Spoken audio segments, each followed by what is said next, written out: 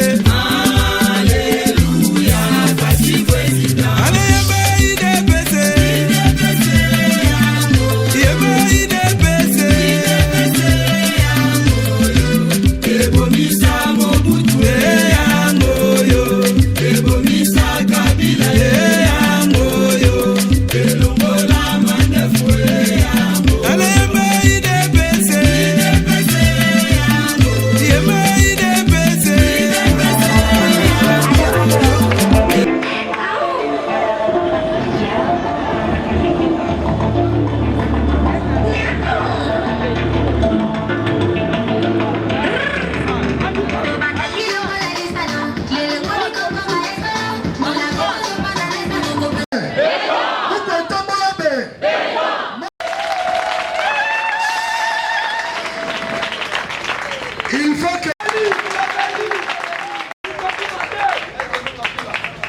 On ne peut pas commencer comme ça sans que nous puissions d'abord nous présenter auprès de vous.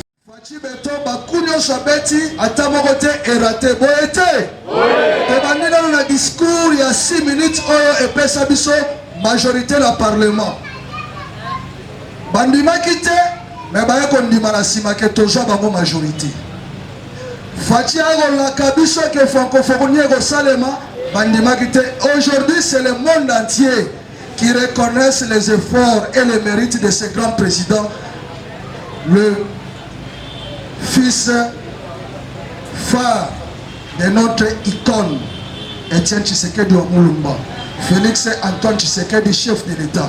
Aujourd'hui, le monde en parle et le monde reconnaît maintenant qu'il n'était pas seulement un président comme on voulait le présenter, mais il avait aussi la capacité de diriger toute l'Afrique.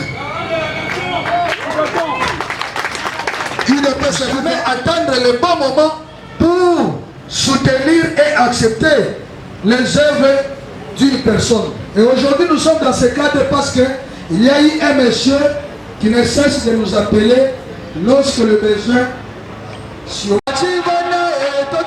gratuité.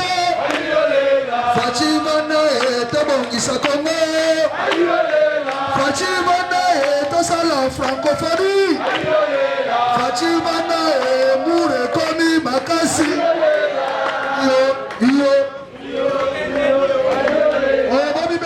Viva! Viva! IDPS viva! Viva! Soko za kombata solo tombola le boko ganga ba! Tole ba otolo! Fatime! Muko tombola be! Mawa mai be! Tubabi lumbu be! Boko ganga ba! IDPS viva! Viva! La muka soso bakoya bakuta Fatime! Fatime! Tony Mabalibe!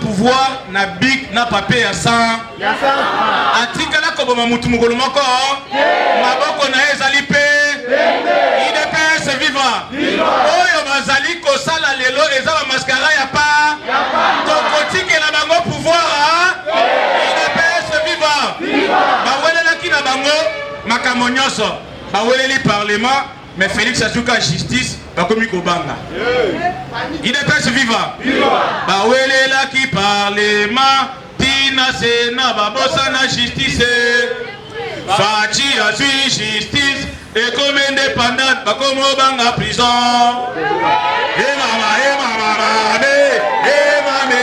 marina zabolore mama kabila zabolore.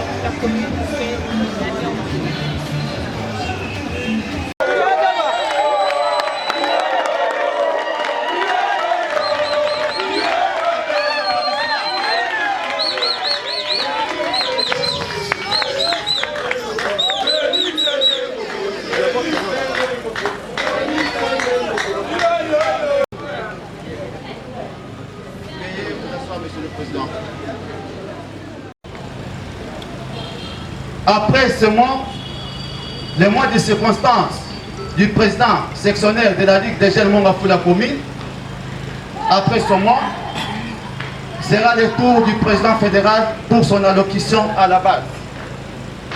Après toutes ces parties, interviendra la remise de présents par l'entremise du vice-président en charge des finances et cela sera suivi par des séances photos. Moins de comité d'organisation et la fin de la manifestation.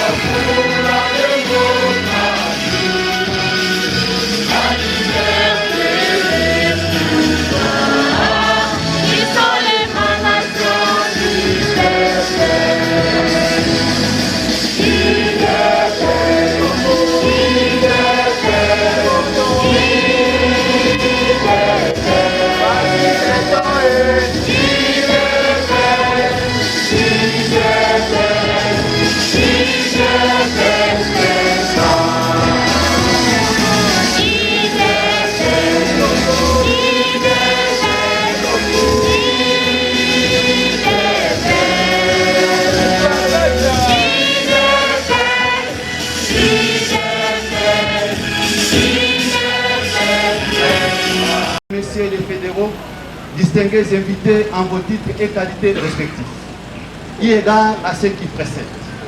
Un auteur dit ce qui suit. Le pouvoir est toujours logé dans les dépôts. Son héritage, c'est un chemin de mérite d'une lutte noble. Mais une fois y arrivé, prenez donc des dispositions utiles pour les conserver. Car, ajoute-t-il, la préservation du pouvoir est une responsabilité politique des fédérations.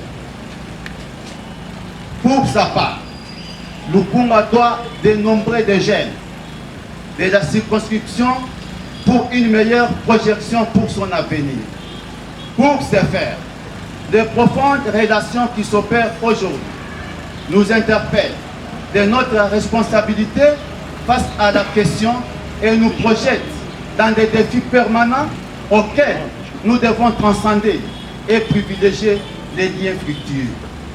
Monsieur le Président fédéral, vous êtes les baobabs de Lukunga. Les baobabs jouent le rôle prédominant, car pendant des sécheresses, des inondations, les forces séchées du baobab et de la résistance face à la diversité aux intempéries.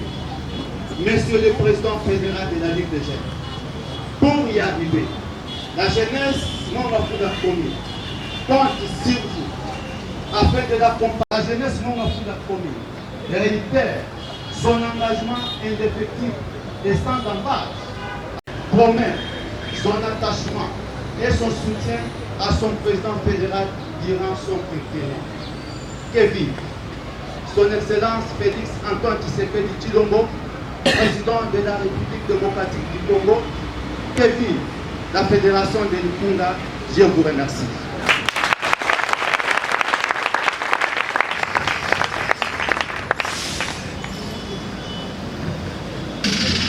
Sans plus tarder, Monsieur le Président, avec votre autorisation, nous passons au moment de présentation du comité sectionnaire de la Ligue des jeunes section Mongafula commune. À ce sujet, à cette occasion, même les membres du bureau du président, ils peuvent s'élever pour qu'on les salue par l'assistance. Merci. À titre et qualité respectifs, Mesdames et Messieurs, chers combattantes et combattants, bonjour. Nous tenons en premier lieu de remercier le président fédéral de la Ligue des jeunes et je cite Israël Kabila, notre représentant à la haute hiérarchie du parti. Un mot d'encouragement est loin d'être suffisant, mais nous voulons derrière cette activité vous rappeler, cher président, combien vous êtes une personne très forte, intelligente et incroyablement généreuse. Ni était votre constance, votre loyauté et votre sens de savoir-faire, disons, vos efforts au sein du parti dans la fédération de Lukunga comptent beaucoup à nos yeux. Sans vous, on n'allait pas aboutir à cette avancée significative de la dite section. Et les très hauts vous cadrent et vous accordent une longévité au sein des partis afin que nous puissions encore bénéficier de votre expertise. Je suis également reconnaissant envers les autorités, les fédéraux, les politiques qui nous ont accompagnés durant cette année. Chacun a ce qui les concerne apporté à sa contribution pour maintenir un climat de paix au sein de cette section de Mongafula commune où je suis président. Les défis que nous avons ensemble relevés fondamentalement dans la légitimité de notre fierté. Cette heureuse circonstance, nous tenons à vous rappeler que notre section renferme au sein des jeunes déterminés, compétents, loyaux, soucieux de l'avenir d'un Congo meilleur, plus beau qu'avant. Qui sollicite aussi l'embauche de ses membres. Voilà pourquoi elle s'est toujours alignée sous la hiérarchie du parti à la vision du chef de l'État, Fatou Benton, qui place l'homme au centre de son action en prônant, je cite, le peuple d'abord. Le pain saillant de ceux qui nous câblent jour et nuit, c'est notre avenir dans ce grand Congo démocratique.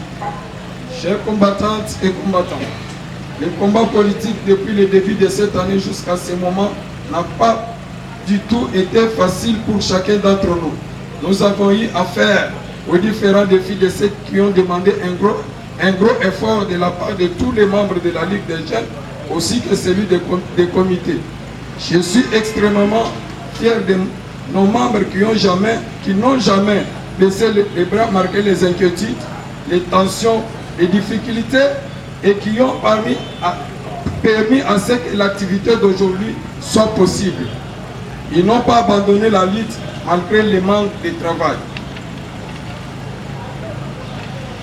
Je suis très reconnaissant envers les membres du comité qui sont mes collaborateurs de premier rang malgré les difficultés du moment.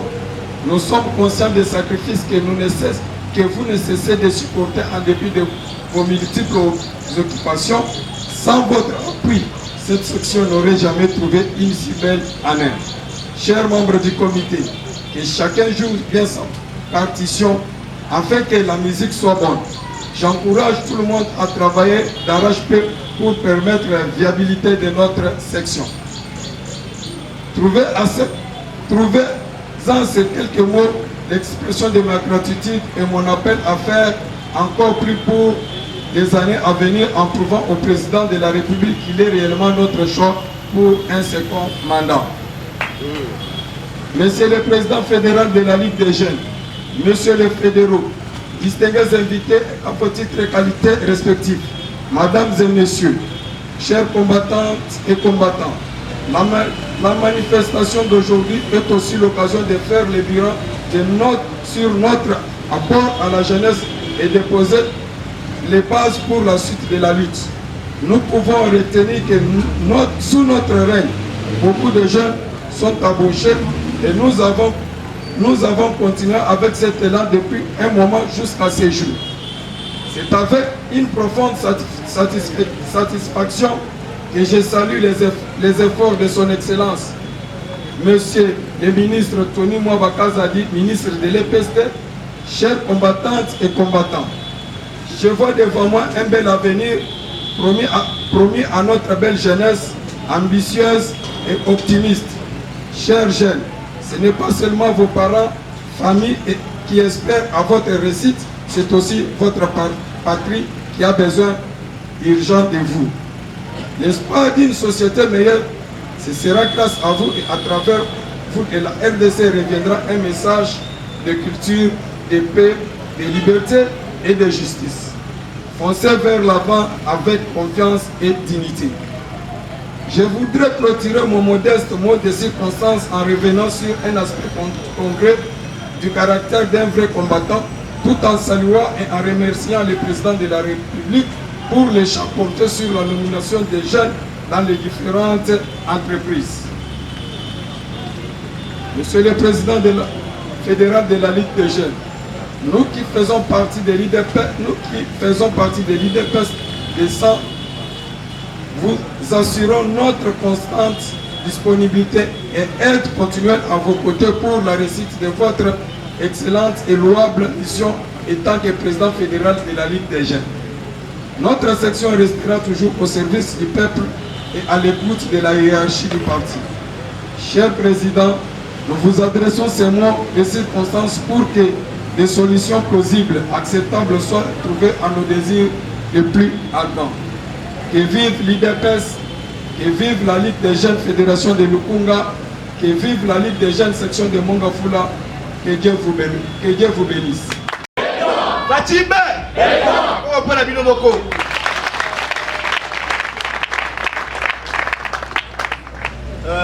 D'abord, avant de commencer, pour permettre à Bissot de la bilingue, là, la mission est geste. La mission est au téléma. Le français, la lingala. Oh, français, basta la nini. Oh, père, lingala, basta la nini. Voilà. Bissot de Zabongo, jeunesse, et UDPS, fédération de Lukunga. Pour inviter Bissot et Panabino, la section Monga Fou la commune. Oui, ça, Kokama n'est pas président de la Mafafwa. Doye peut se payer d'abord l'accueil d'Abino. Doye peut se payer la mobilisation. Il y a moi et la fille de Moussa et Rostala, ma bonne côté. Moi, la Moussa et Abino, ma bonne, ma carte pour la président Benoît.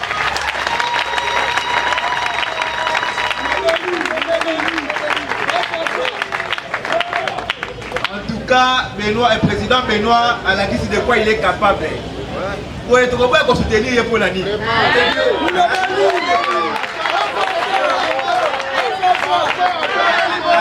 Qui va douter Zalaki, dans yo yo mon éviter au fond ma boca bon côté. Bon côté. D'abord la monga fou la pose à la calme. Ngai président fédéral la jeunesse à Lukunga na joué engagement. Il a soutenir le président Benoît la Américaine.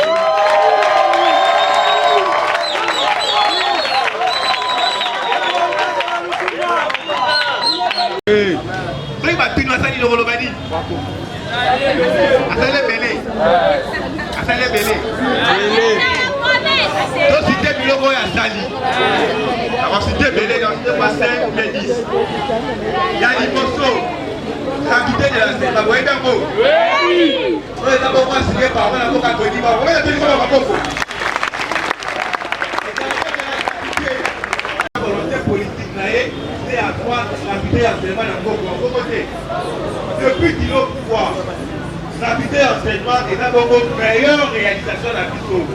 Comment vous allez la pierre dans la peau? Partout pour que le bail est aux affaires, vous comprenez la partie de un mandat pour être installé d'abord rapidité entraînement. Si vous voyez Barakien, il faut faire RDS, c'est-à-dire les boulons, mais là qui vous donnent. Pour vous expliquer mieux, en démonstration. Nous avons le rôle de la RDC. Le président Félix Saye a été pour la motivation. Ceux qui ont une base, une fondation, est-ce que vous avez une bande de Baromona? Baromona, ceux qui. Vous allez comprendre. Vous allez ok. Deuxième réaction chef de l'État, et d'abord réduction à moitié de prix avion. bande ko Équateur bazawa bangala bazawa ngala ko moi que Équateur mingi pour bien comme on va donner $.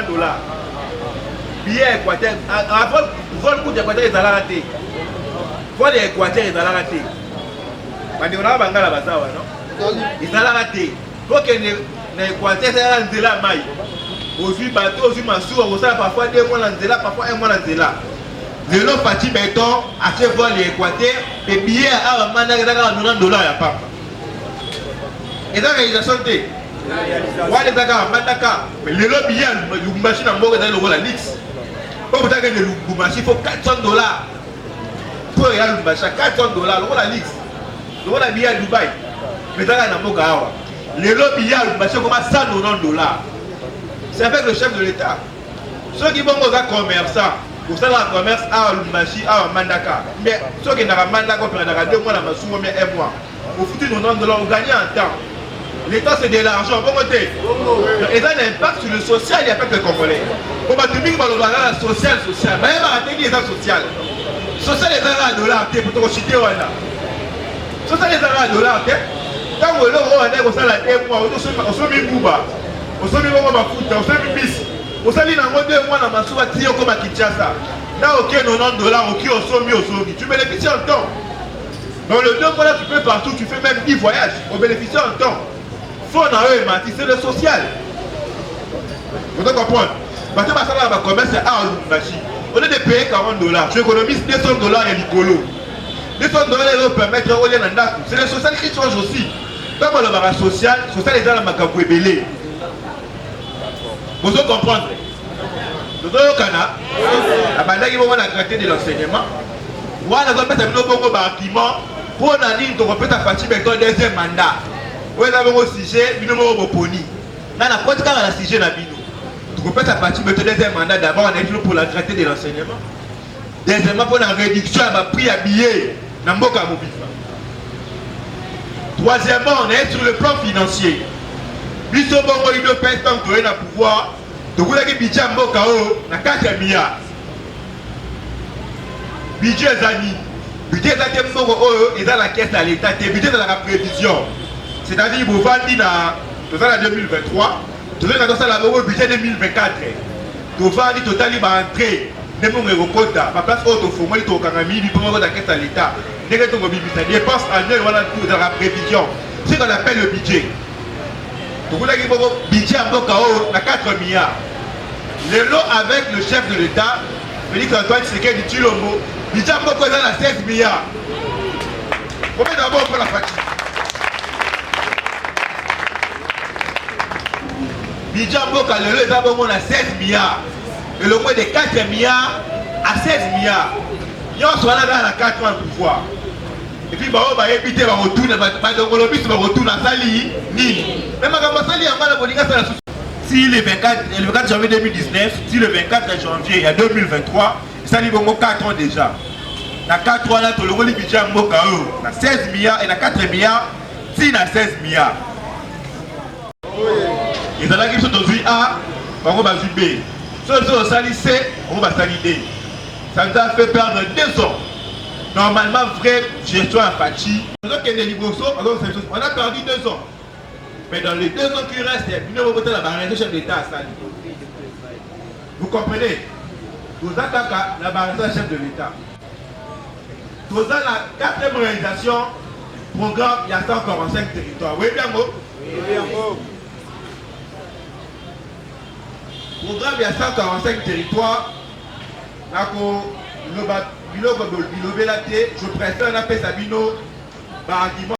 Dans 145 territoires, on a programme 145 territoires et 8 territoires Nyonso et dans la bonne on a centre de santé, territoire Nyonso et dans la bonne on a école, territoire Nyonso et dans la bonne on a hôpital à Mouneni. Lukunga là Mouneni, bon côté. On est en développer Lukunga Mobimba, donc il y a ma commune à Lukunga. Les bons to sali. Donc il y a mon Afula, hôpital général à Mouneni, mon Afula, l'école, la maison et l'État. Donc il y a bon Ngaliema, hôpital à Mouneni Ngaliema, l'école, la maison à l'État. Donc il y a bon la commune à Kinshasa, hôpital à Mouneni, l'école, la centre à l'État. Et au bout de 5 ans, on a Lukunga Mobimba, tout ça dit, de Tongi. C'est un peu ça notre projet à 145 territoires. Si vous remarquez, le lot Kinshasa, il y a plus de 20 millions d'habitants. Pourquoi? Parce que l'hôpital est malongue dans la Mbokate. École est malongue dans la Mbokate. Alors pour empêcher l'hémorragie, il faut que c'est ça le développement. C'est ça même le social. Comme on a réclamé le logo à éviter. Social, c'est ça les amis. C'est ça les $. Voilà, je disais tout d'abord, la province il y a Ituri. Dans le territoire il y a Irumu. Nous avons école primaire Lougade. Ceux qui vont attaquer mes basalia, on a aussi un stylo Komaka. Après manifestation, on a vu ça, on a internet. On a vu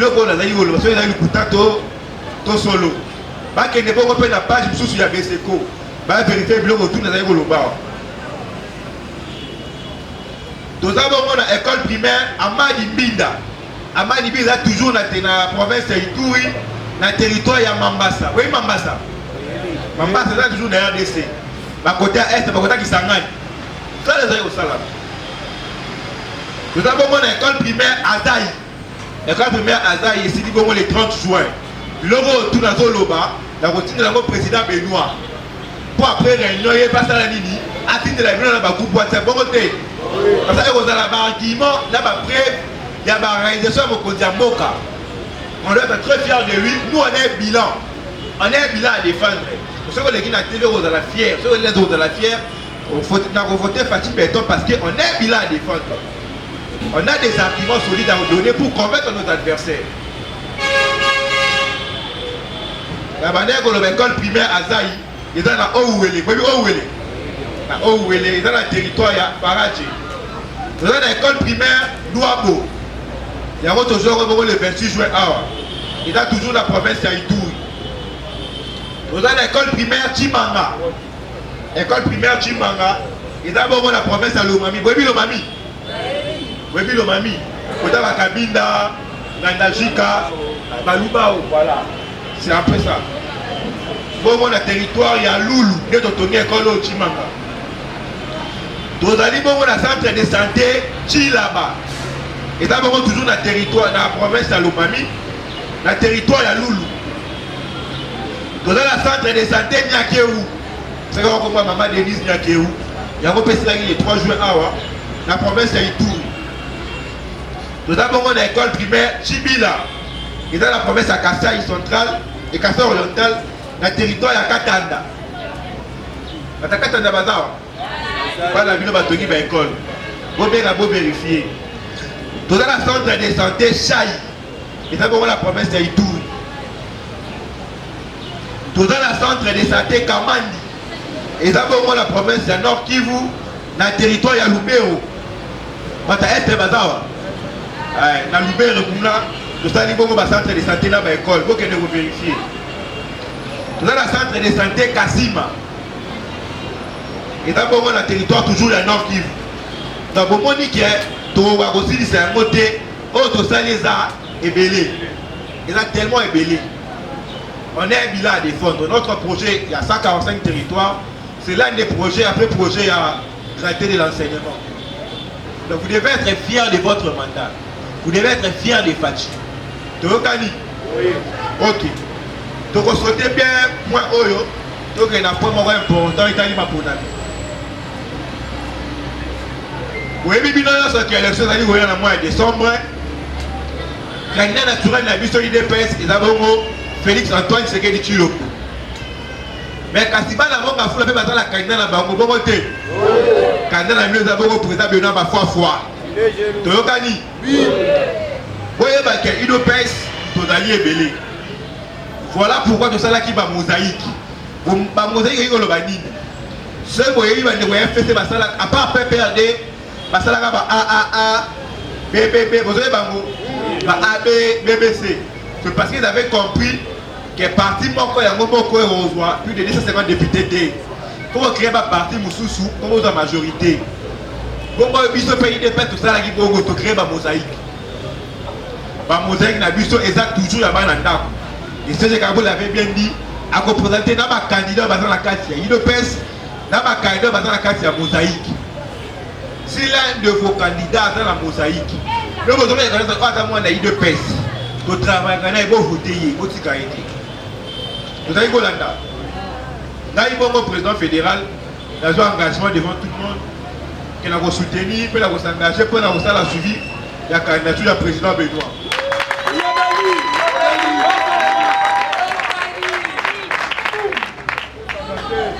Voilà. Et en passant, vous avez fédéral pas un candidat, mais là, nous coupons la tête.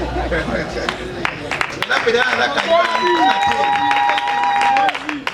nous coupons bien candidat à la commune à Kinshasa. Voilà. Nous avons la commune à Kinshasa, Wileriwana, Shengai, Nabotaniwana, Koliwana.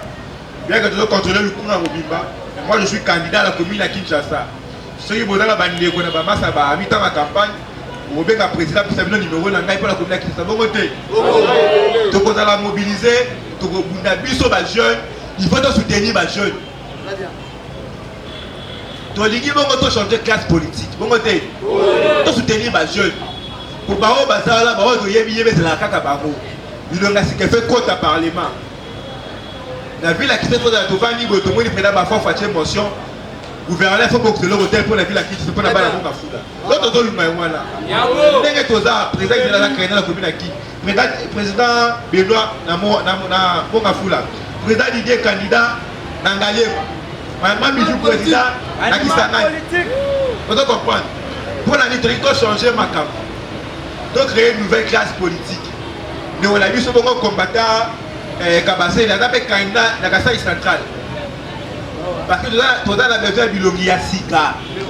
Pour bilongi à Sika, il faut avoir conscience. Ceux qui moutoyaient après si on bogo, ils ont voté pour Nambongo. Il y a pas de côté qui n'a venu politique. Quand on est là, président, mais les députés vont s'aller là voter. Mais les députés sont qui ont une salani. Mais ceux qui ont solo tête à tête pour se convaincre au limite argument naïf. Au PCA bon voix. Il y a des arabes qui moutoient là voter comme ça qui est voté. Je suis redevable. Vous comprenez? Je suis redevable. Pour la salle à Moussa là pour moutois là c'est là. Pour la salle à bon à vous PCA comme ça qui est bon voté. Parce qu'il y a bon baroya. Vous avez bon la baroya. Ouais. Vous avez bon voler mais vous votez été. Donc Ali. Oui. Président Benoît P. Ouais, mon qui vous allez avoir bimisa. Quand vous avez une campagne, moi, vous avez quand même. Il faut que les petits, à côté à UPEN, il faut qu'il t'avoue, il faut à côté à ISTEM, il faut moi transport, il faut moi crédit. Moi, je vous allez avoir la disposition de la vidéo. Mais est-ce une obligation de pour voter, il y a une pèse, ma pèse, dans le sens que c'est notre avenir, il est au TK. Nous avons un canard. Tout le monde, la chef de l'État, majorité.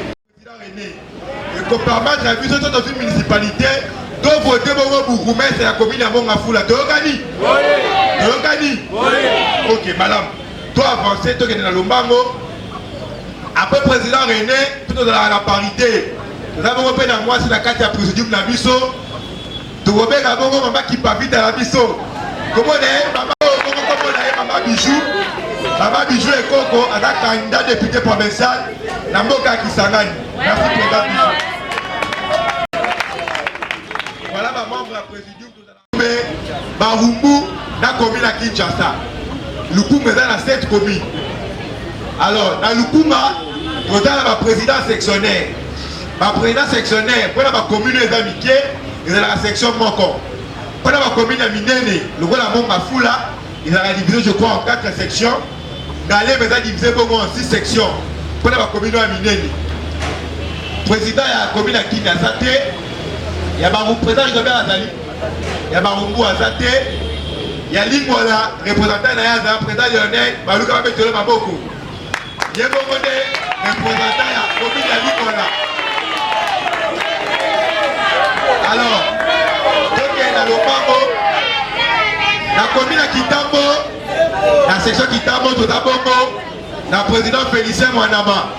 Président Félicien Télé Maboko. Alors, la commune à Gombe, tout à la chef coutumier. Merci président. Nous avons la 1000 zone 1. Bao basate moi si te paye exact. Dans la tout d'abord on a président en zone 1. Président Bobo Telema ba mona yo. Président Mbin Zayawana. Dans la Président Mbinda Yowana. Président Mbinda Yowana. Donc, IDPS est là partout. Et notre famille respectueusement. Alors, cher Président, veuillez recevoir ces présents avec joie.